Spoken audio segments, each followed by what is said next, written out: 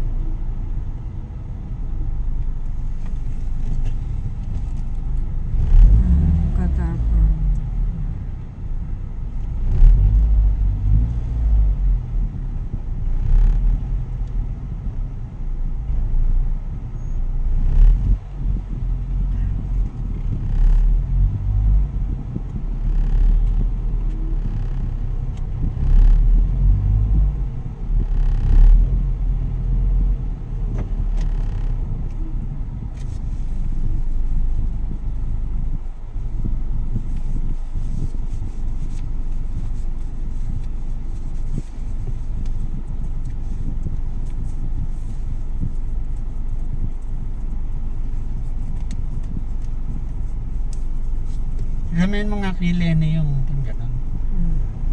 Pagkagabi kunin niya. Pagka-araw sa akin, pagkagabi kanya. Ha? Sabihin may kailangan lang ni Teo mo para yung kamay niya Ang gabi dyan. Oo nga. Para yung kamay ma-exercise. Kasi minsan parang namamanhid yung kamay ko. Kaya hindi nagagalaw. Kanina nga ako naglalakad wala akong face mask.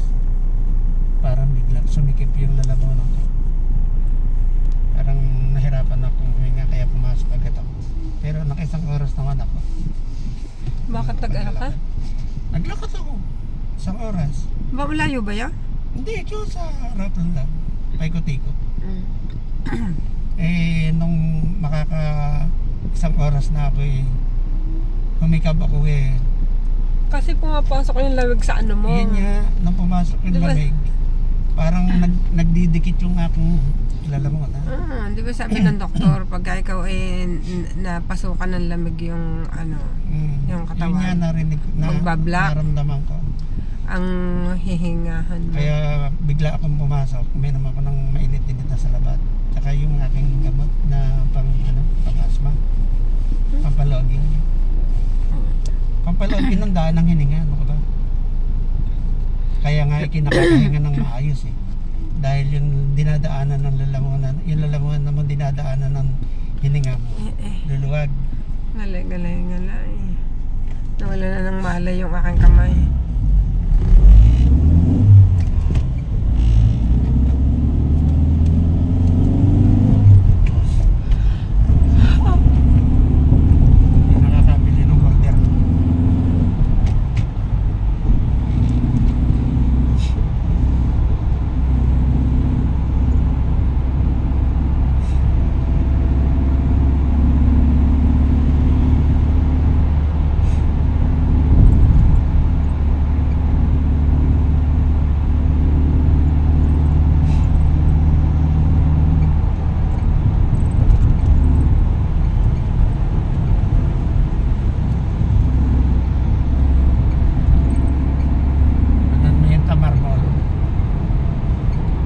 Dito ba si Nana? Tamar Mall, yung sa Tawar. Tawar. Tawar Mall. Diba kumain na tayo dyan? Hmm.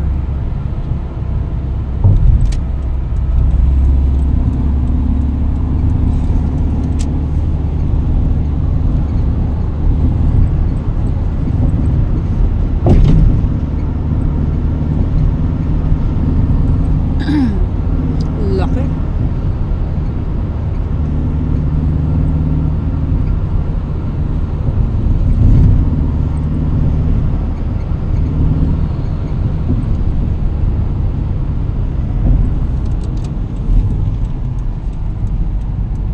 Dito ba yung office ni Esik?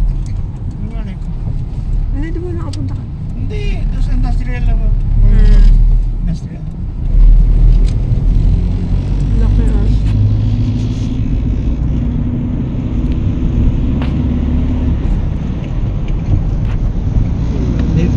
Dito dati nag-office si Mon Ah. sa CBQ.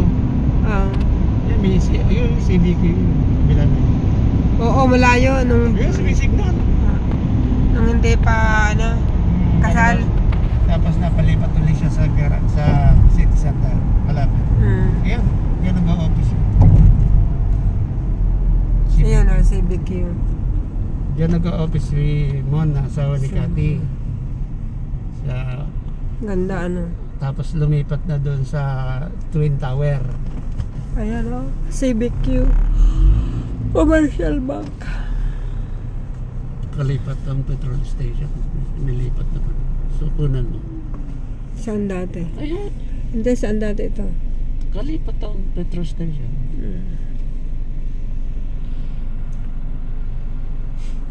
Dito ko, igala mo ng harap, pati yung harap. Hindi tagiliran lang. Ano na? Ayan. Ayan, ang opisina ni dati ni Ramon, ni Mon. Ang ganda. Tapos yung landmark ko ng... Ayan, landmark. Well,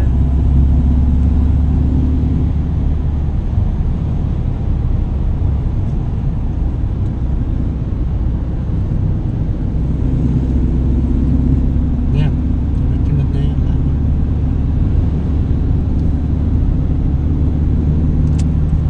yun, landmark. Dito tayo sa flyover.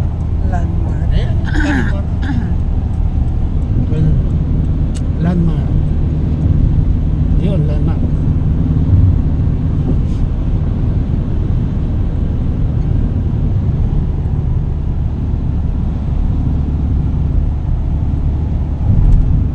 Landmark.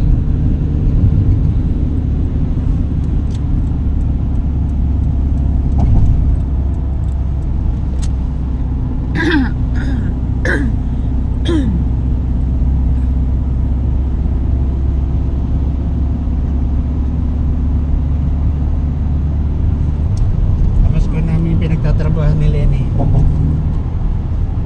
Saan? Dadaanan natin. Q Mall? Yung mo. Para makita nyo. Ayan, Yung yung mill na mall. yan eh. Ayan. Ito po. Ayan, yung mall. Diyan, nagtatrabaho si Lenny sa Q-Mall. Ayun, ang Q-Mall.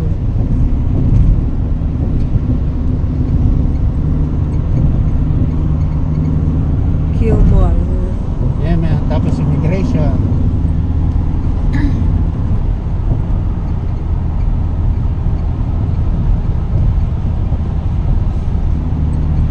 RNT. RNT. Immigration.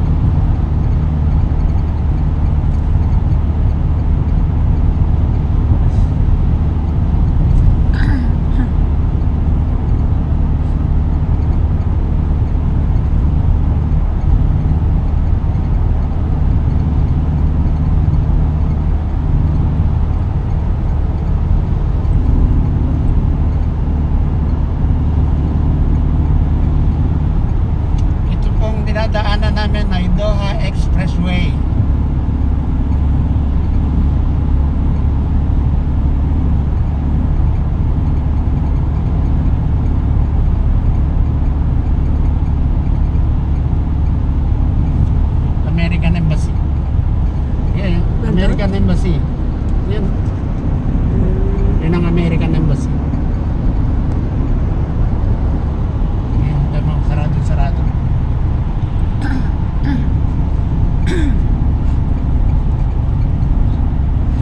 Nakapasok na ako diyan, ang hirap pumasok. May mga ID pa kaming ano. Pinakain namin yung mga sundalo. Mga gwardiya. Mga pulis. Wala silang ano pakundangan nila, ang daming mga yun langaw. Kain din nila.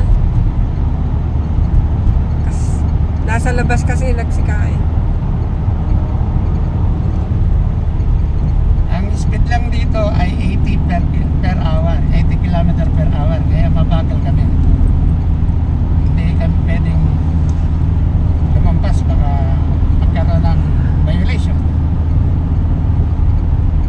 Pero ang sarap mag-drive pagka ganitong umaga. Walang masyadong sasakyan, malinis, hindi siksikan.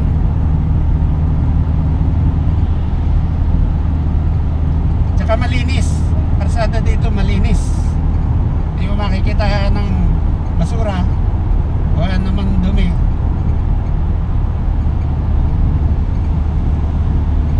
Kaya napakaganda ng environment dito sa Qatar. Tsaka lahat ng driver dito, majority, sumusunod sa traffic regulation ng gobyerno ng Qatar. Hindi dito uso yung away-away na pagka medyo nagkaroon ng konting pagkakamali, yung mga nauna ay nagkakaroon agad ng baba at saka away hanggang sa nagtututukan pa ng mga baril. Sobra dyan sa atin. Sobrang tatapang ng mga tao. Mayayabang. Sobrang pasikat. Pagka naman nagkaroon ng problema, kaso halos lahat na ng gagawin paraan para makalusot. Kung may mga impluensya, ginagamit yung mga impluensya nila, lalo na ang mga magulang ay may katungkulan sa gobyerno. Ganyan ang ugali ng mga tao sa atin. Hindi ko naman nila lahat, pero may mga ilan nila na mga pasikat. Gusto nila yung nakikita sila ng tao na sila ay matapang, lalo na pagka nadoon sa maraming sasakyan na nakatingin sa kanila ang mga pasahero. Nagpapakita ng sobrang tapang, pero hanggang doon lang naman. Pagka naman sila nakabaril, nakapatay, nakasuhan, nagtatago, ganun ba yung matatapang? Pagka nagkaroon ng problema, gagamit ng mga impluensya sa kanilang mga kakilala, mag-anak o kaya magulang na nagtatrabaho sa gobyerno.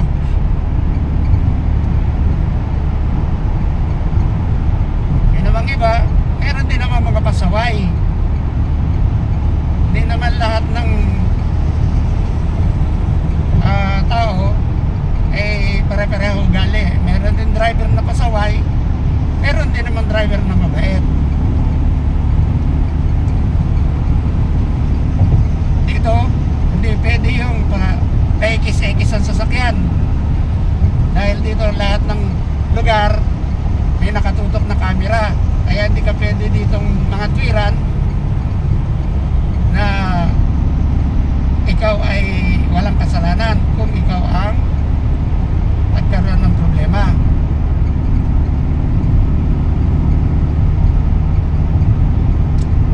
Hindi pwede dito yung bababa ka para kumprontahin mo yung driver na nakainitan mo.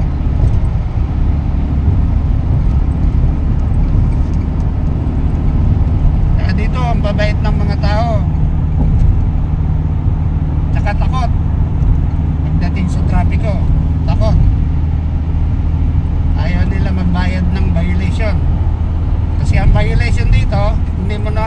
lamang basta-basta kung ikaw ay overspeeding o kaya nakapark ka sa maling parkingan dahil may mga camera na nakatingin sa iyo. At yan, pag ikaw ay may violation, bigla na lamang magme-message sa iyo dahil ang sasakyan mo may plate number. Ngayon, hanggat hindi mo binabayaran yun, hindi ka makapag-rehistro ng sasakyan. O kaya dadami yung violation mo kung hindi ka magbabayad agad.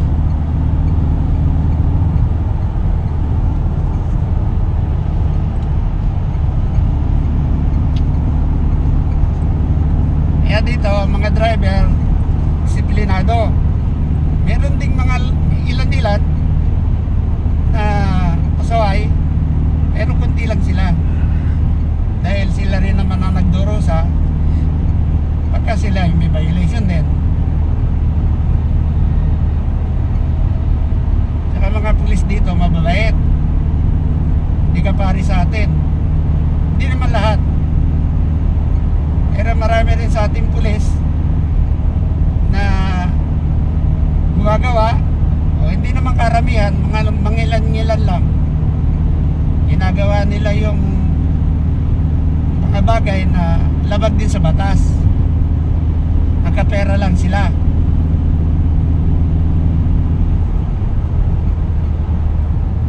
Kaya imbes na mga pulis sa atin, hindi naman lahat ay maging protector ng tao o ng mga mamamayan, ay sila pa yung nagiging problema kung may mga konti lamang pagkakamali ang ating mga kababayan.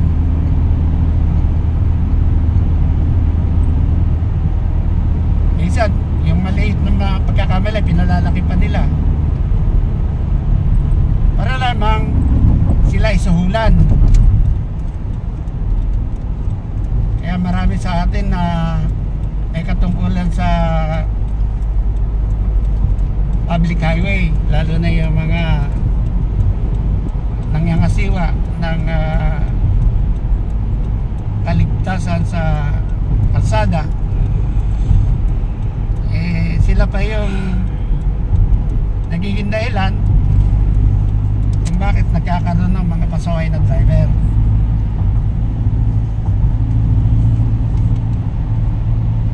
Kasi kung hindi maganda yung approach sa kanila ng mga traffic enforcer, siyempre pagod din naman yung tao, tapos sisigaw-sigawan ka pa ng mga enforcer. Yun, minsan yun ang nagiging mitya ng away. Pareho silang pagod, kaya nagkakainitan agad. Kasi pagod din yung enforcer dahil wala rin tigil yung kanilang galaw kung sila'y nasa sa kalsada. Ang mga mata nila pagod din. Yung driver naman lalo na, dahil sila may hawak na manibela at nagpapatakbo ng sasakyan. Yung mga enforcer naman nakatigil lamang at naghahanap ng mahuhuli, nahabulin nila kung sakali.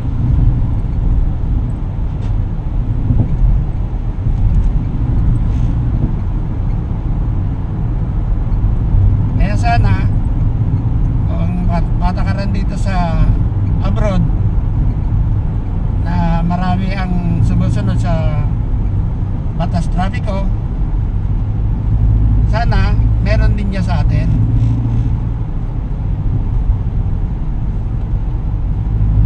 Saka dito wala kang makikitang pulis na nagtatraffic, wala kang makikita dito mga police enforcer o mga traffic enforcer, kasi lahat dito tumatakbo sa pamamagitan ng signal, mga signal light. Nakita nyo, nag-drive ako mula dun sa pinanggalingan, wala kayo nakitang problema sa aming dinaanan, malinis at maluwag ang daan. bagay, Friday ngayon kaya maluwag dahil marami ang hindi pumapasok sa trabaho pagka ganitong Friday. Sa bahay lang sila. Kita nyo mga signal dito, malayo pa, kailangan laylo ka na. Nakakita nyo ang luluwang ng karusada dito at saka ang lilinis. Tahimik na tahimik ang lugar na to. Di kapari sa atin na ang karsada ay napakaingay dahil sa dami ng sasakyan at sa dami rin ng mga taong naglalakad sa lansangan o sa mga parkingan o sa mga tagiliran ng daan. Maliban na lang doon sa mga highway na hindi masyadong maraming taong naglalakad. Pero pagka ikaw ay nasa loob ng syudad, sa dami ng mga establishmento na tindahan, kainan, ay tiyak nandiyan ang maraming tao, lalo pat malapit sa mga opisina ng gobyerno at eskwelahan.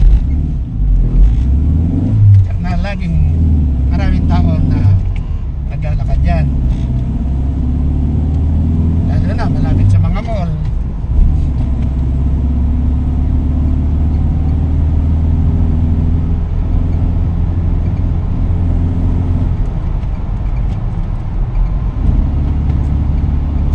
Sana yung patakaran dito ay maging patakaran din dyan sa atin, Pilipinas,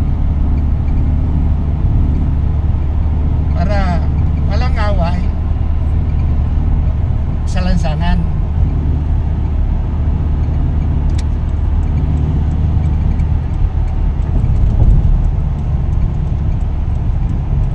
Ayan, lapit na kami sa aming tirahan. Tsaka yun nga palang sidewalk na yan, yan kami naglalakad ni Mami pag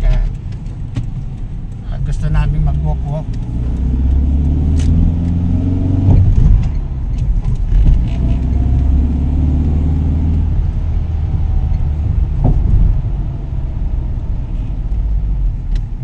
Kita nyo, kahit siyang dumaan malinis. Tsaka mga sasakyan dito, dyan lang sa labas karamihan nakaparking dahil puno na yung kanilang parkingan sa loob. Ito yung aming compound, oh. Papasok na kami.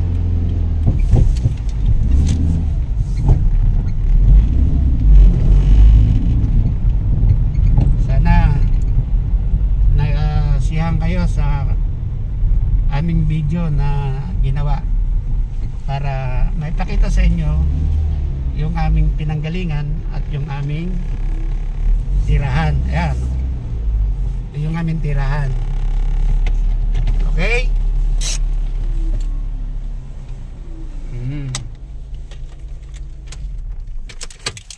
Yan yung ating garden. Dali, gagawin ko sa iyo.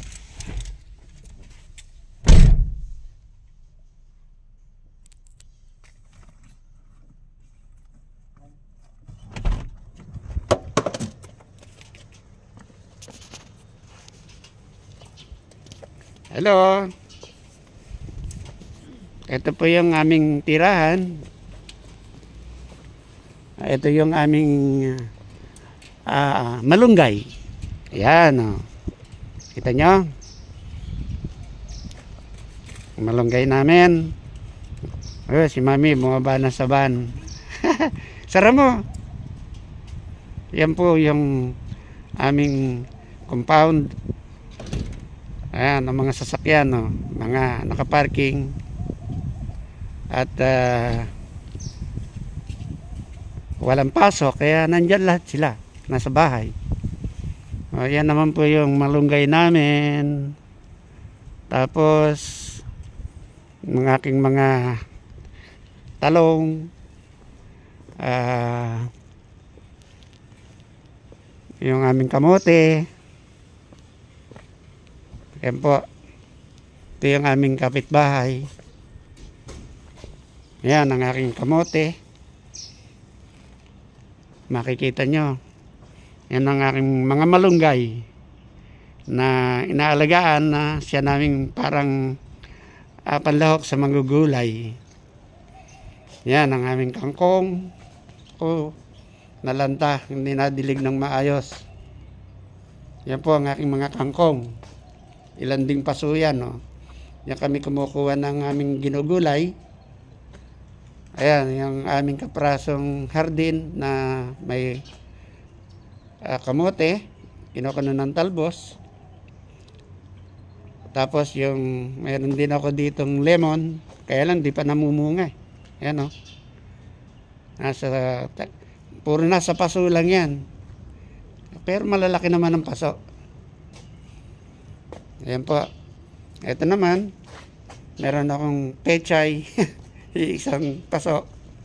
Ayan Yan. Pechay po yan.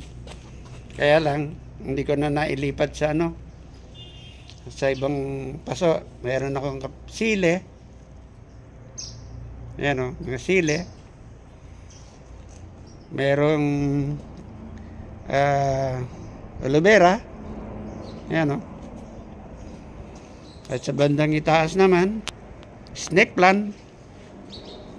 Ayan snake plant. Nasa pasimano ng aming terrace. Tapos, meron din kami ditong, meron pa rin ako ditong kangkong.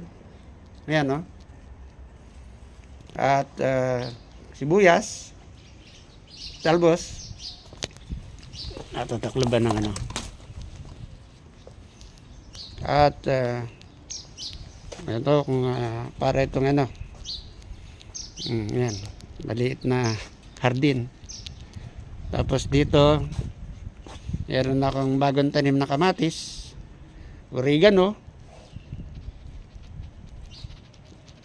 Yan po. Saka merong gabi. Ngayon lang nasibol uli dahil tinanggalan namin ng panggulay.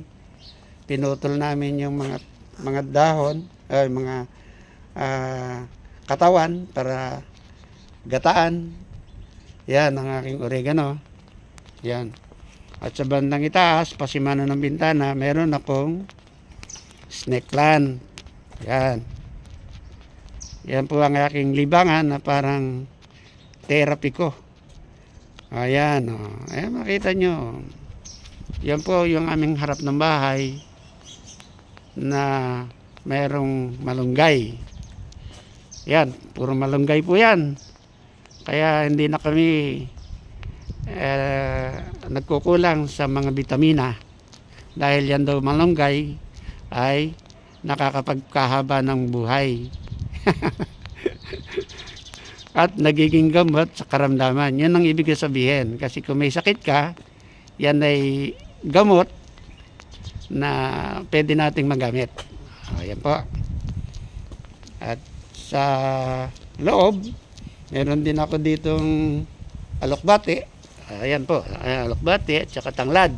Ayan Mas bandang loob. Alokbate, ayun Pamalago na pala. Meron din ako sampagita, kaya lang yung sampagita ko hindi na bubulaklak. Ayan sa bandang loob. Tapos, may mga snake na lang pa rin ako doon sa loob. Ayan mga nasa maliit na paso.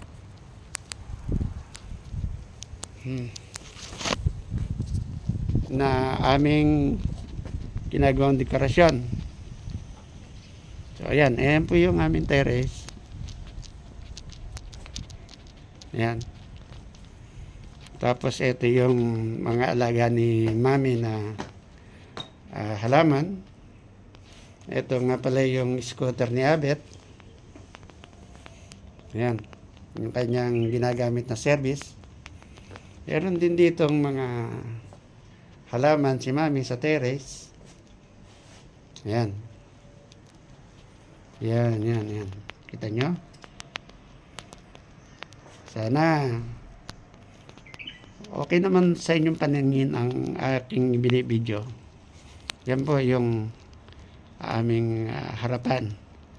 Paglabas nyo ng terrace ng aming pintuan, yan ang inyong makikita. Okay po?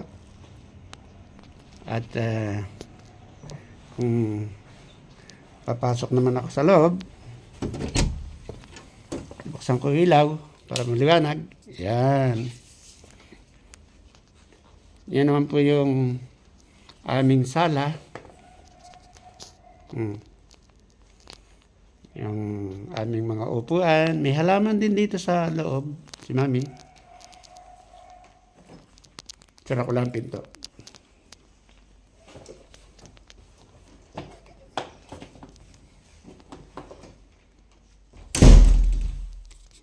Yan. Yan po yung aming TV na pinagpapanooran namin o pinaglalaroan ng mga bata kung sila'y nanonood ng kanilang video game. Yan. Yan naman yung mga laruan. Ako, puro kalat. Ito yung aming kaprasong lamesa na kung medyo may okasyon, dito kami naglalatag ng pagkain. Ginagawang buffet. Yan, lagayan lamang yan ng mga pagkain at kanya-kanya ng upo sa bawat silya o bawat sopa na dito sa loob. Sa kuli, sa pangilaw. Yan po yung kabuuan ng aming sala. At eto naman ako medyo madilim.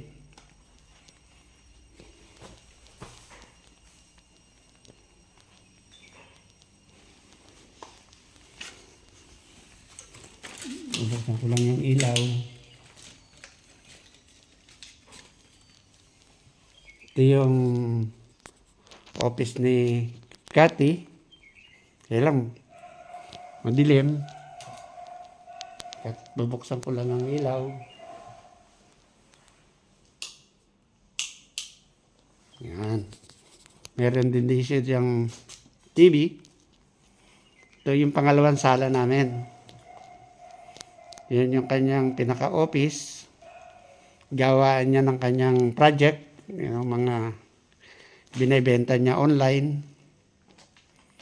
Yung sa kanyang negosyo na pinaglilibangan sa ngayon. Lang, dito sa loob, dito na rin minsan ibinibilad yung mga damit na hindi may bilad sa labas. Kasi meron namang space. Kasi malikabok minsan gawa ng sunstorm. Kaya minsan yung damit dito na lang ibinibilad para hindi makaroon ng alikabok.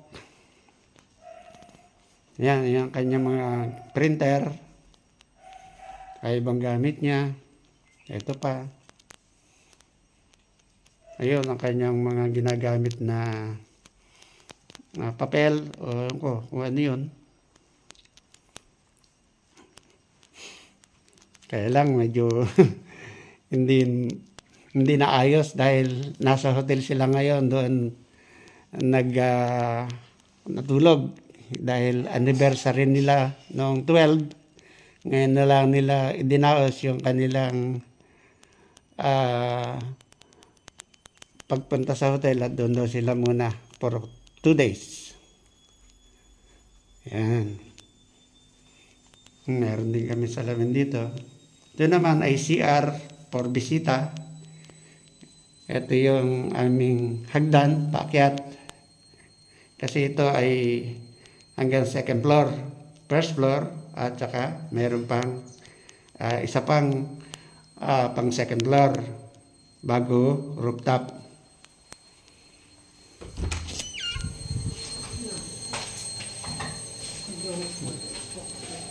Ito yung takot na takot sa camera. Mapakahilig naman na mag-vlog. Ayun ang makikita ng tao. Kung anong meron ng utak nito.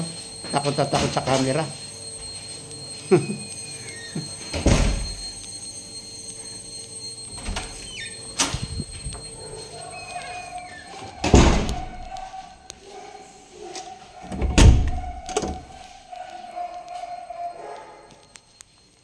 So, yan po, ang kabuuan ng aking live.